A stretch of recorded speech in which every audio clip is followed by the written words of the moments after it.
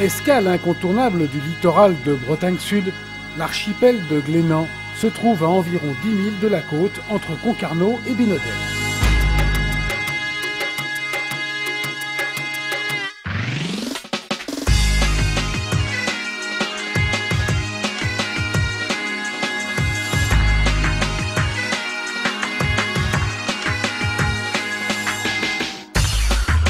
Célèbre par son école de voile fondée par Philippe Vianney, l'histoire de l'archipel est un mélange de légendes, de pirates, d'affrontements entre Anglais et Français.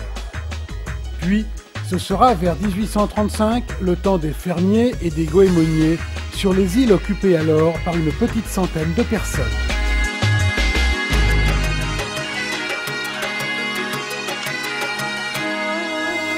Si aujourd'hui le nombre de plaisanciers en escale est très important pendant la saison, il n'en a pas toujours été ainsi et ces images qui datent des années 60 montrent l'archipel et le mouillage de Saint-Nicolas en plein mois d'août.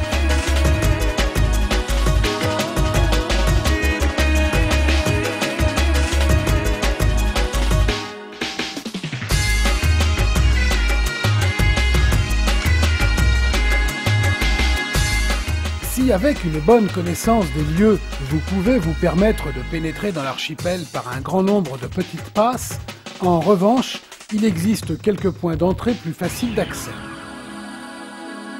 La passe la plus simple se situe au nord de l'île de Pinfret, le long de la pointe de Pen and Men. C'est une entrée en eau relativement profonde.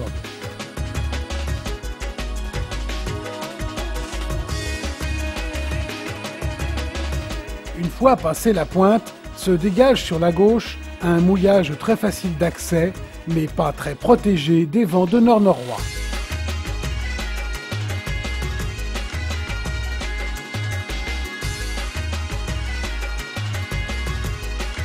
En arrivant du continent, une autre solution consiste à mouiller dans une petite baie sous la côte est de Pinfret.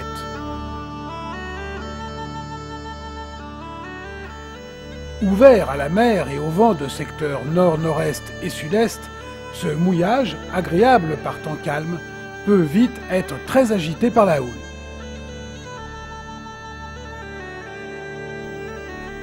En venant du sud, on pénètre dans l'archipel par le chenal de Brilimec.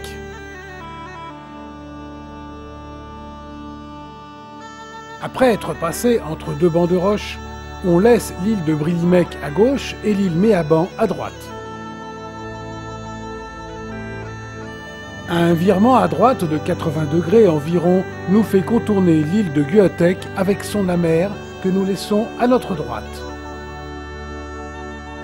Le vieux Glénan et le rocher Jamby à gauche. De là, nous pouvons rejoindre la plage ouest de Pinfret, occupée en grande partie par l'école de voile des Glénans, dont les installations s'étendent à l'intérieur de l'île. Attention à la profondeur de l'eau, qui, comme partout dans l'archipel, est faible à marée basse.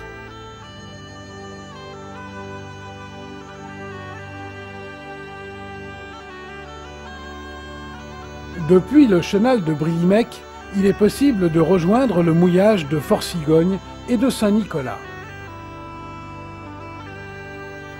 La profondeur de l'eau jusqu'à l'approche de Fort-Cigogne est correcte et se situe entre 1,40 m et 8 m au zéro des cartes.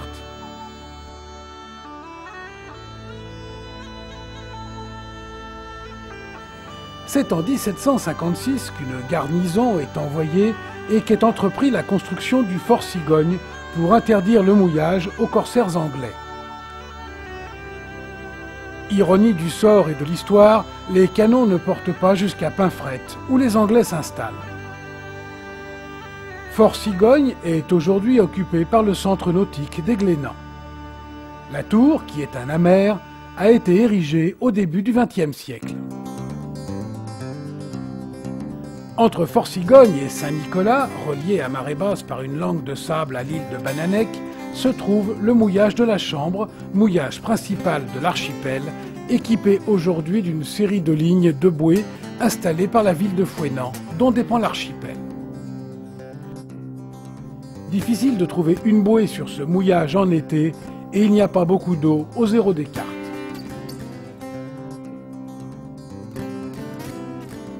En venant du nord, on pénètre dans l'archipel par le passage de la Pie. La passe longe la balise de la Pie qui est laissée à tribord. On accède ensuite directement au mouillage qui se situe entre Saint-Nicolas et Bannanech. Ici aussi, quelques bouées de mouillage sont disponibles.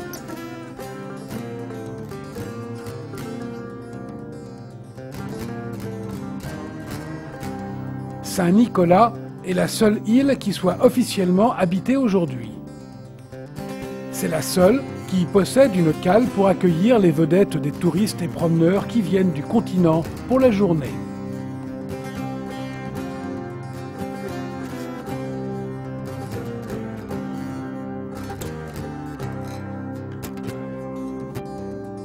Un bureau du port, 2 bars-restaurants dont un est aménagé dans l'ancien abri du canot de sauvetage, l'île est occupée également par quelques maisons.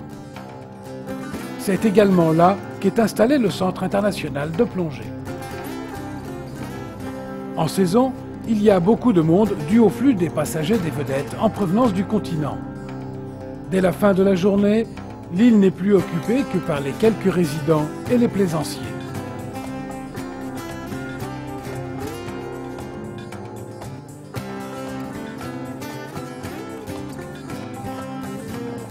Il est également possible d'accéder à l'archipel par l'ouest en empruntant le chenal des Bluniers. Si au départ, la passe ne présente pas de difficultés, en revanche, il faut être extrêmement vigilant ensuite.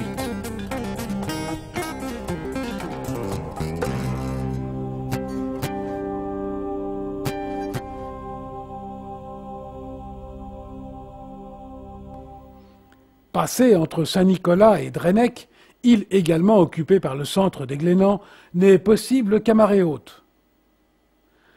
Un grand banc de sable rejoint les 2 îles à marée basse.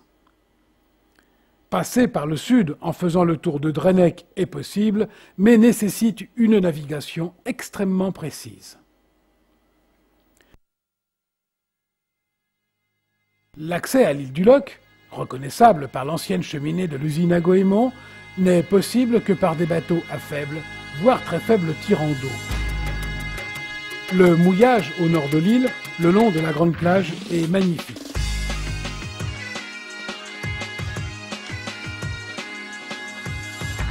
L'île du Loch est privée. En son centre se trouve un petit étang d'eau saumâtre et le propriétaire y a installé quelques poneys.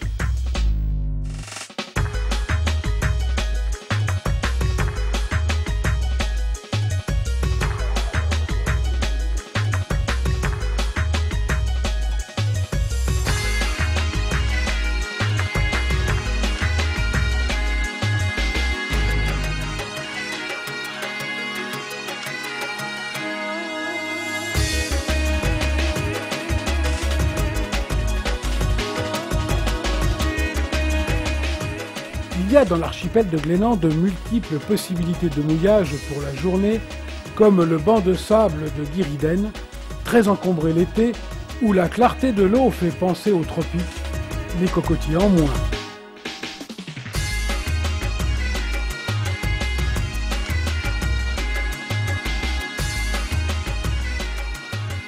L'archipel de Glénan est un lieu exceptionnel où le paysage entre marée basse et marée haute est extrêmement varié et changeant. Pour naviguer, il ne faut pas oublier qu'il n'y a pas d'eau dans l'archipel de Glénan. Il est fréquent qu'aux grandes marées basses, certains mouillages comme celui de la Chambre soient totalement isolés de la mer pendant quelques heures. Ces jours-là, vous pouvez aller à pied depuis Fort Cigogne jusqu'à l'île du Loch.